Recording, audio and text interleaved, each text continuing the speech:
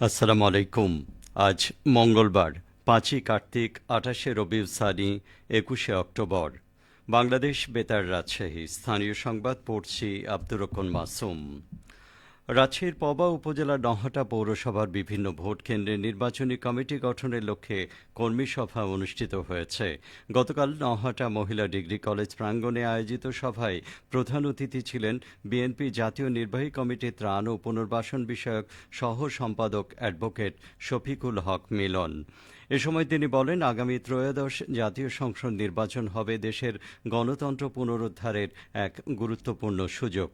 তাই প্রতিটি ভোট কেন্দ্রে শক্তিশালী ঐক্যবদ্ধ নির্বাচনী কমিটি গঠন করা হচ্ছে। সভায় সভাপতিত্ব করেন নহাটা পৌর বিএনপি সভাপতি মোহাম্মদ রফিকুল ইসলাম রফিক। পৌর বিএনপি সাধারণ সম্পাদক অ্যাডভোকেট মোহাম্মদ রাকিবুল ইসলাম পিটারের সঞ্চালনায় সভায় বক্তব্য রাখেন নহাটা পৌরসভার সাবেক মেয়র আলহাজ শেখ মোহাম্মদ মকবুল হোসেন সহ অনেকেই। সিরাজগঞ্জে নবজাতক শিশু চুরির মামলায় আলপনা খাতুন নামে এক নারীকে ১৪ বছরের সশ্রম কারাদণ্ড দিয়েছে আদালত।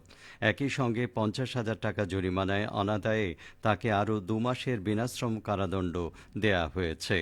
গতকাল সিরাজগঞ্জ নারী ও শিশু নির্যাতন দমন ট্রাইব্যুনাল ২ এর বিচারক বেগম সালমা খাতুন এ রায় ঘোষণা করেন।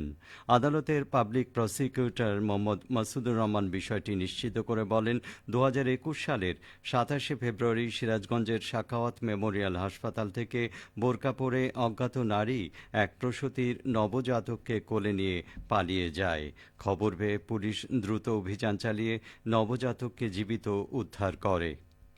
এরপর সন্তানের বাবা মাজেদ আলী সলঙ্গা থানায় মামলা দায়ের করলে পুলিশ ৫ জনের বিরুদ্ধে তদন্ত প্রতিবেদন দাখিল করে। পরে দীর্ঘ তদন্ত, সাক্ষ্য গ্রহণ ও শুনানি শেষে আদালত এ রায় ঘোষণা করেন। সিরাজগঞ্জে মাসিক উন্নয়ন সমন্বয় সভা অনুষ্ঠিত হয়েছে। গতকাল জেলা প্রশাসক কার্যালয়ে শহীদ শামসুদ্দিন সম্মেলন কক্ষে এই সভা অনুষ্ঠিত হয়। সভায় সভাপতিত্ব করেন সিরাজগঞ্জের জেলা প্রশাসক মোহাম্মদ নজরুল ইসলাম।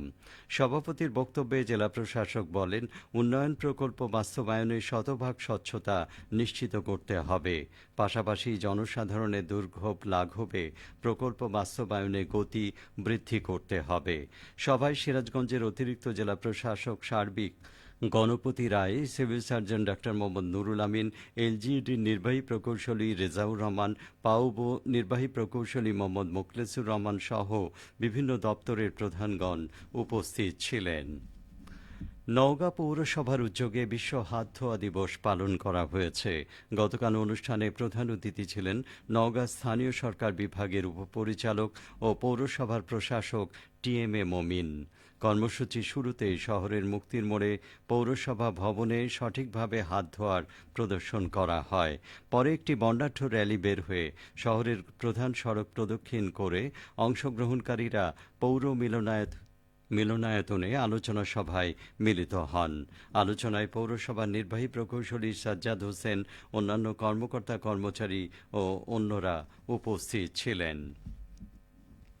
সবার জন্য মানসম্মত পরিসংখ্যান এই প্রতিপাদ্যকে সামনে রেখে গতকাল বগুড়ায় বিশ্ব ও জাতীয় পরিসংখ্যান দিবস পালিত হয়েছে।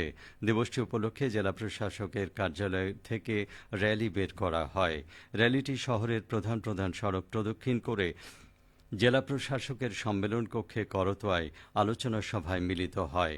বগুড়া জেলা পরিসংখ্যান অফিসের উপপরিচালক মোহাম্মদ সোহেল রানার সভাপতিত্বে অনুষ্ঠানীয় আলোচনায় বক্তব্য রাখেন অতিরিক্ত জেলা প্রশাসক সার্বিক মোহাম্মদ মেজবাউল করিম, অতিরিক্ত পুলিশ সুপার মোহাম্মদ আসাদুজ্জামান। জাতীয় নাগরিক পার্টি এনসিপির উত্তরাঞ্চলের মুখ্য সংগঠক সার্জিস আলম বলেছেন, আগামী নির্বাচন কখন, কিভাবে, কতটা গ্রহণযোগ্য হবে সেটা নির্ধারণ করবে বাংলাদেশের মানুষ। যদি নির্বাচন কমিশন স্বাধীনভাবে কাজ করে সংস্কার এবং জুলাই সনদের বাস্তবায়ন সমান্তরালভাবে এগিয়ে নিতে পারে, তবেই ফেব্রুয়ারিতে নির্বাচন সম্ভব। গতকাল বগুড়ার ঐতিহাসিক আলতাপন্নসা খেলার মাঠে এনসিপির অস্থায়ী জেলা কার্যালয় উদ্বোধন শেষে এক প্রেস ব্রিফিংয়ে তিনি সাংবাদিকদের এইসব কথা বলেন। অনুষ্ঠানে এনসিপির কেন্দ্রীয় ও স্থানীয় নেতৃবৃন্দ উপস্থিত ছিলেন। পাবনা সরকারি এডওয়ার্ড কলেজের এইচএসসি পরীক্ষায় উত্তীর্ণ কৃতী শিক্ষার্থীদের সংবর্ধনা প্রদান করা হয়েছে। গতকাল এডওয়ার্ড কলেজের প্রশাসনিক ভবনের হলরুমে এই অনুষ্ঠান অনুষ্ঠিত হয়। কলেজের অধ্যক্ষ প্রফেসর আব্দুল আউয়ালের সভাপতিত্বে অনুষ্ঠানে বক্তব্য রাখেন উপাধ্যক্ষ প্রফেসর আব্দুল খালেক, শিক্ষক পরিষদের ভারপ্রাপ্ত সম্পাদক, অর্থনীতি বিভাগের বিভাগীয় প্রধান রফিকুল ইসলাম, উচ্চ মাধ্যমিক কমিটির আহ্বায়ক ও ব্যবস্থাপনা বিভাগের বিভাগীয় প্রধান প্রফেসর নুরুল আলম। অধ্যক্ষ ও উপাধ্যক্ষ শিক্ষার্থীদের হাতে ফুল দিয়ে অভিনন্দন জানান।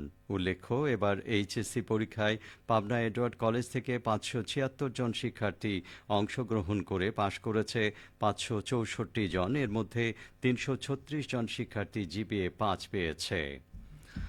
সবশেষে আবহাওয়া। আজ সকাল ৬টায় রাজশাহীতে তাপমাত্রা ছিল ২৪ ডিগ্রি সেলসিয়াস। সেই সময় বাতাসে আর্দ্রতার পরিমাণ ছিল ৯৬%। রাজশাহী ও পার্শ্ববর্তী এলাকায় আজ সূর্যোদয় হয়েছে ভোর ৬টা ৫ মিনিটে, সূর্যাস্ত সন্ধে ৫টা ৩৪ মিনিটে। সংবাদ শেষ হলো।